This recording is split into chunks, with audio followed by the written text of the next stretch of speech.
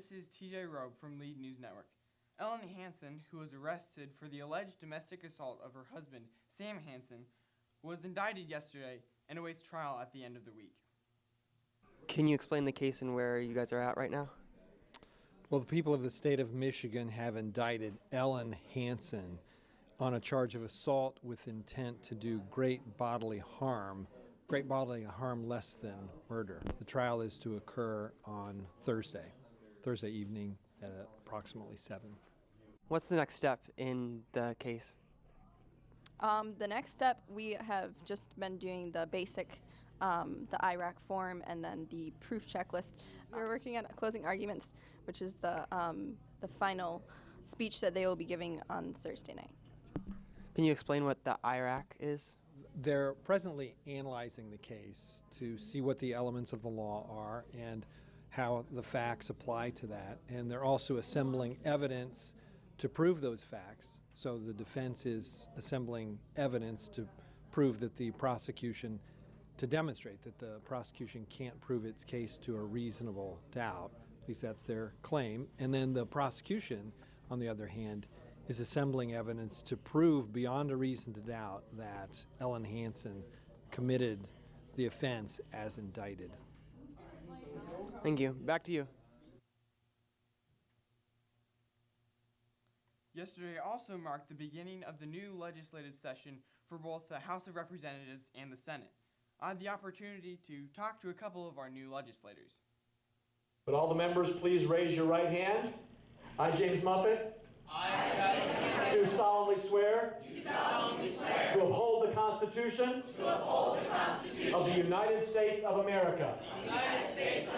I will uphold the Constitution. Of the state of Michigan. So help me God. You may now give yourselves a hand clap. You're now members of the Michigan Legislature. Just to start off, what was your first impression of your tour of the Capitol this morning? I've been to the Capitol before. Didn't really remember much of it, but when I saw it again, I think it's really beautiful. I love the architecture. It has a lot of great history. I love the speakers that we went and talked with. So about the press conference that we just listened to. So about Representative Muffett's bill, what did you think about it? We've come up with a plan for Michigan called the Michigan Pedestrian Protection Act. So we feel like this is a great plan, a great solution. The pedestrians will be protected, signs can be put on them that cause people to say, look up and don't look down. We're not finding people, we're not making extra, lanes, and, we're not banning people walking while cell phone riding. We're just cell phone walking. We're just saying we want to protect the citizens of the state of Michigan. I haven't really thought of it as a problem that was dire, but after reading some of the statistics or hearing some of the statistics today, it changed my mind. I feel like it would be $8 million for, saving, I don't remember the exact statistic he brought up, but I think it was somewhere like 11,000 people or something that were injured from cell phone activities while texting, while walking.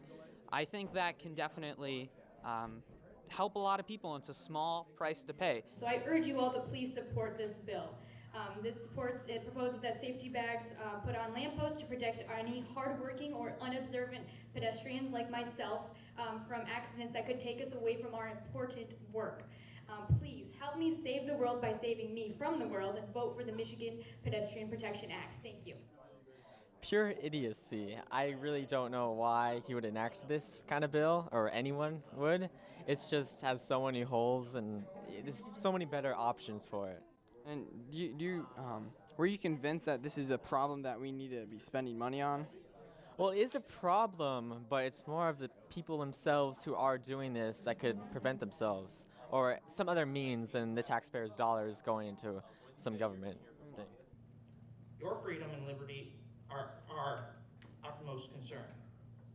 And that is why I think that this bill is the best answer to the problem before us. Thank you.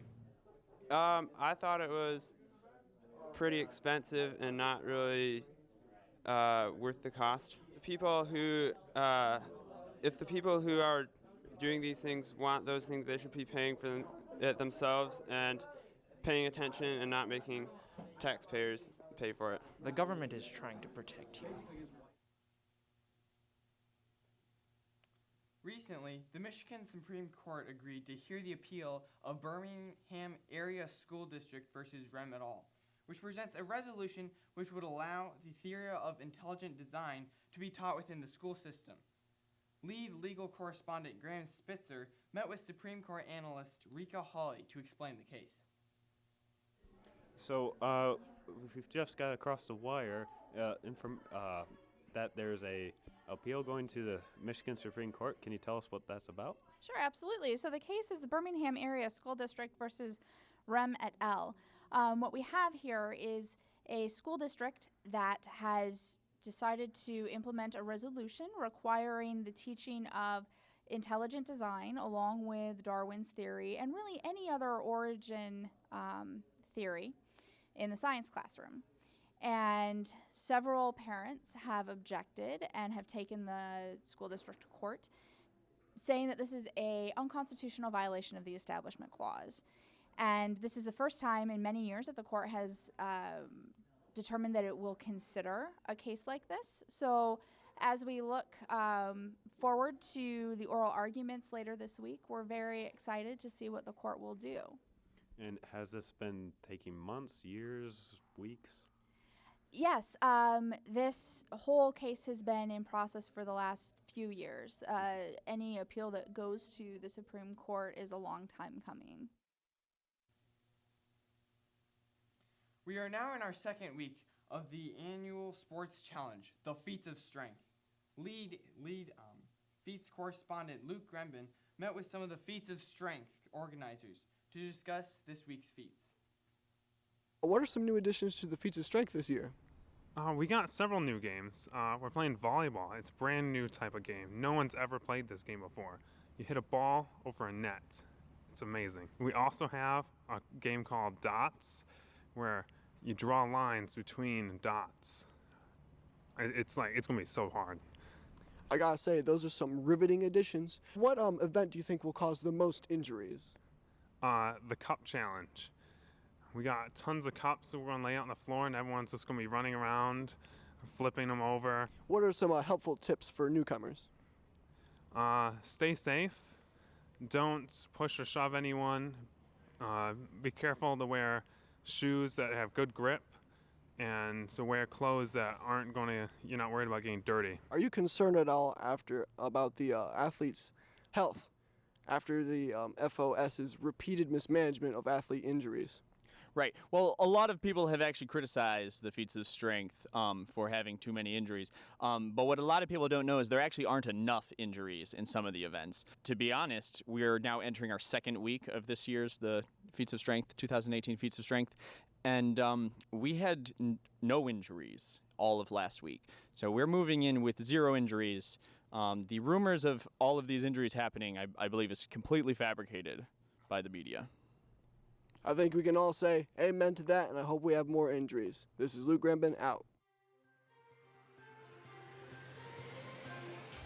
I'm here with the Lead News Network team, and today we're interviewing Graham Spitzer, the Team Turkmenistan's new captain. What made you decide to switch teams? Haven't been on a winning team in all the years I've been doing Feats of Strength. The closest one I came to was this past week. I was on the team of El Salvador, and we came in 4th place. And I think the winning team was Turkmenistan. And I don't know why, I happened to conveniently switch teams, and now I'm on Turkmenistan's new team captain.